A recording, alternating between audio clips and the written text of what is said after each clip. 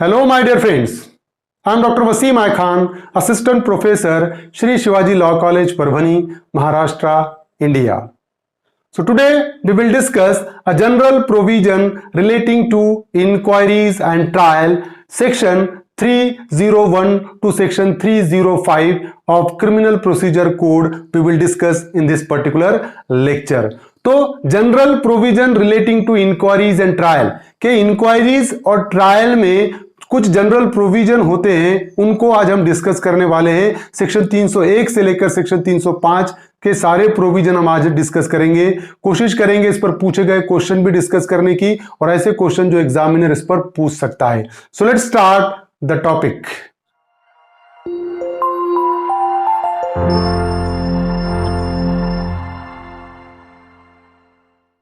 General provision as to inquiries and trial, section 301 to 305 we will discuss. Appearance by public prosecutor, section 301. The public prosecutor or assistant public prosecutor in charge of a case may appear and plead without any written authority before any court in which the case is under inquiry, trial or appeal. So the public prosecutor or assistant public prosecutor who is in charge of a case is having a power to appear before the court of law and they can plead without any written authority, without any wakalatnama, vakil patra, before a court in which the case is under inquiry, trial or appeal. तो public prosecutor या assistant public prosecutor जो case का in charge है वो court में appear हो सकते हैं, कोर्ट में प्लीड कर सकते हैं, केस लड़ सकते हैं विदाउट एनी रिटन अथॉरिटी। कोई रिटर्न अथॉरिटी की जरूरत नहीं है। जैसा अगर हम फॉर एग्जांपल अक्यूज्ड को अगर किसी एडवोकेट को इंगेज करना है तो वकालत पत्र भरकर वो वकालत पत्र के जरिए ही कोर्ट में अपीयर हो सकता है। पब्लिक प्रोसिक्यूटर के लिए वकालत पत्र कोई रिटर्न अथॉरिटी जरूरी नहीं है, वो प्लीड कर सकता है, वो अपीयर हो सकता है कोई भी केस में जो ट्रायल या अपील चल रही है उस केस में। If in any such case any private person instructs a pleader to prosecute any person in any court, the public prosecutor, assistant public prosecutor in charge of the case shall conduct the prosecution. तो अगर for example कि अगर कोई private person, if in such a case any private person instruct a pleader to prosecute any person in any court, the public prosecutor assistant prosecutor in charge of the case shall conduct the prosecution. For example कभी कभी क्या होता है कि public prosecutor को assist करने के लिए, है ना, जो विक्टिम है वो विक्टिम कहता है कि भाई एक एडवोकेट मैं एंगेज करना चाहता हूं who will assist the public prosecutor, कि जो पब्लिक प्रोसिक्यूटर को इंस्ट्रक्ट करेगा, प्लीडर को इंस्ट्रक्ट करेगा केस इसी तरीके से चलाया जाए, लेकिन इंचार्ज कौन रहेगा? पब्लिक प्रोसिक्यूटर ही रहेगा। And the pleader so instructed shall act therein under the direction of the public prosecutor and assistant public prosecutor and may with the permission of the court submit written arguments after the evidence is closed in the case. तो बहुत सी बार क्या होता है, case लड़ेगा public prosecutor ही, लेकिन कभी कभी कोई विक्टिम है वो चाहता है कि वो एक एडवोकेट अपॉइंट करे जो पब्लिक प्रोसिक्यूटर को असिस्ट करे, तो उस सिचुएशन में वो कर सकता है और वो एडवोकेट सिर्फ पब्लिक प्रोसिक्यूटर को असिस्ट ही कर सकता है, वो कोर्ट में आर्ग्यूमेंट नहीं कर सकता है। समझ रहे हो? और लेकिन एविडेंस क्लोज होने के बाद वो जो एडवोकेट है जो पब्लिक प्रोसिक्यूटर को असिस्ट कर रहा है वो रिटन आर्ग्यूमेंट कोर्ट में सबमिट कर सकता है, बट वो केस नहीं चलाएगा, पब्लिक प्रोसिक्यूटर ही केस चलाएगा। Section 302, permission to conduct prosecution. The section commands that no person other than the Advocate General or government advocate or a public prosecutor or assistant public prosecutor is entitled to conduct a prosecution without the permission of the magistrate. तो advocate general को, government advocate को या public prosecutor या assistant public prosecutor को छोड़कर कोई और advocate without permission of magistrate case नहीं चला सकता। यही पर्सन को without permission of court case चलाने का पावर है, दूसरे किसी को विदाउट परमिशन ऑफ कोर्ट वो केस नहीं चला सकता। Thus, a private person or complainant's advocate has no right to conduct the prosecution without the permission of the magistrate.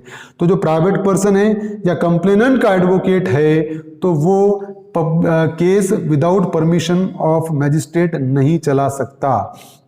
A police officer, even if he is not below the rank of an inspector, shall not be permitted to conduct the prosecution if he has taken part in the investigation into the offense for which the accused is being tried.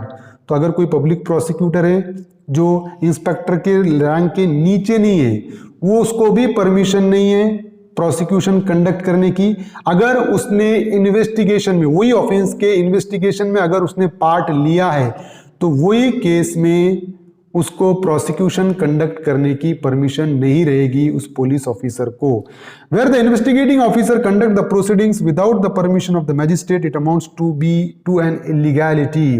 तो अगर investigating officer अगर proceeding conduct करता है permission के, magistrate के permission के बगैर, तो वो इलीगल कहलाएगी। प्रोबेबल क्वेश्चन है, Who among the following can conduct prosecution without the permission of court under section 302 of CRPC? Advocate General, Public Prosecutor, Assistant Public Prosecutor, all of the above. तो अगर हम यहाँ देखें तो the section commands that यहाँ पर तीनों person आएंगे, एडवोकेट जनरल भी आएगा, पब्लिक प्रोसिक्यूटर भी आएगा, असिस्टेंट पब्लिक प्रोसिक्यूटर भी आएगा, जो कोर्ट के परमिशन के बगैर प्रोसिक्यूशन कंडक्ट कर सकते हैं। तो all of the above is a correct answer.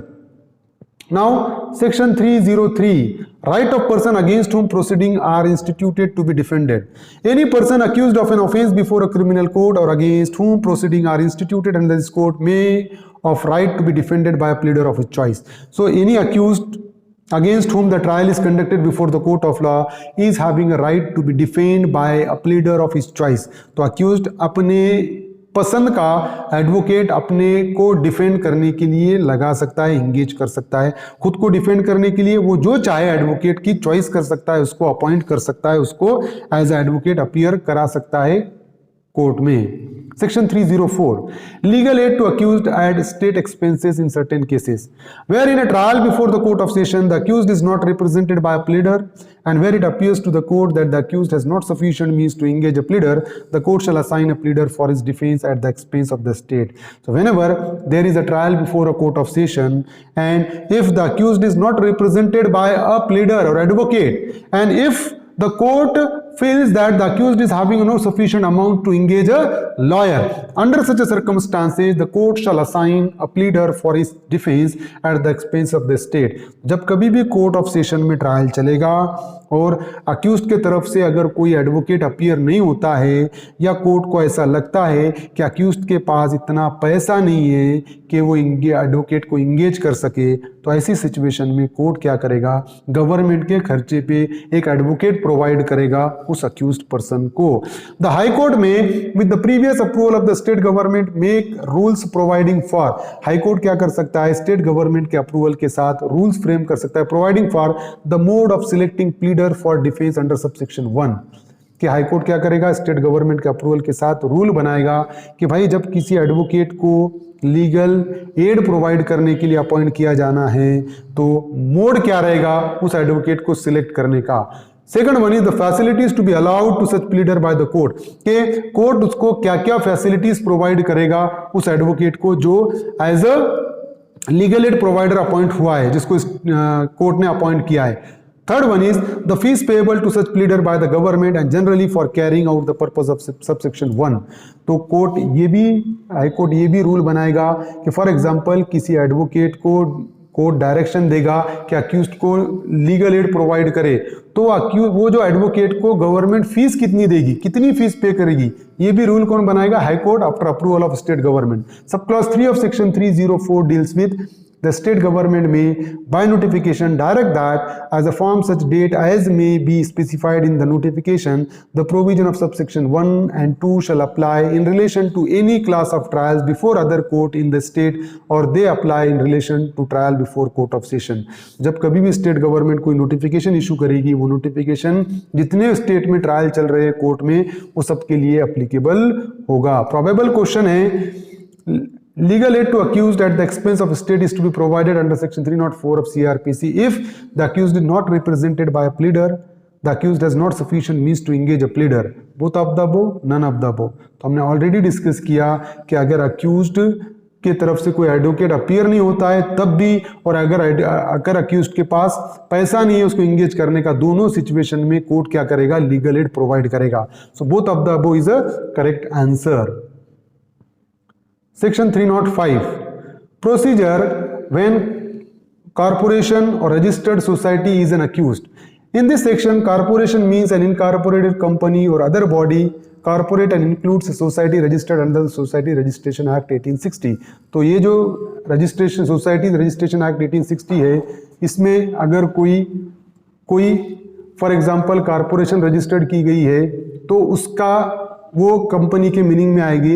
Where a corporation is the accused person or one of the accused person is an inquiry or trial, it may appoint a representative for the purpose of inquiry or trial and such appointment need not be under the seal of the corporation. तो अगर corporation अगर accused person corporation है तो corporation क्या करेगी, किसी representative को appoint करेगी और रिप्रेजेंटेटिव के अपॉइंटमेंट पे कॉरपोरेशन की सील होने की जरूरत नहीं है। Where a representative of corporation appears any requirement of this code that anything shall be done in the presence of the accused or shall be read or stated to the explained to the accused shall be construed as a requirement that thing shall be done in the presence of the representative or read and state or explain to the representative and any requirement that the accused shall be examined shall be constituted as a requirement that the representative shall be examined। तो यहाँ पर अगर for example corporation कोई representative को appoint करती है appear होने के लिए कोर्ट में, अक्यूज्ड कौन है, कॉरपोरेशन है, लेकिन रिप्रेजेंटेटिव को अपॉइंट किए और अगर वो रिप्रेजेंटेटिव अपॉइंट होता है तो जो रिक्वायरमेंट है कि हर एविडेंस या हर प्रोसीडिंग की जो भी स्टेप है वो अक्यूज्ड के प्रेजेंस में होना जरूरी है, ये रिक्वायरमेंट है। तो वही रिक्वायरमेंट यहाँ पर अप्लीकेबल होगी कि जो रिप्रेजेंटेटिव रहेगा कॉरपोरेशन उसके रिप्रेजेंटेटिव के प्रेजेंस में सारी चीजें वो एग्जामिनेशन ऑफ विटनेसेस वगैरह सब उसके प्रेजेंस में ही होगा। Where a representative of a corporation does not appear, any such requirement as is referred to in subsection 3 shall not apply।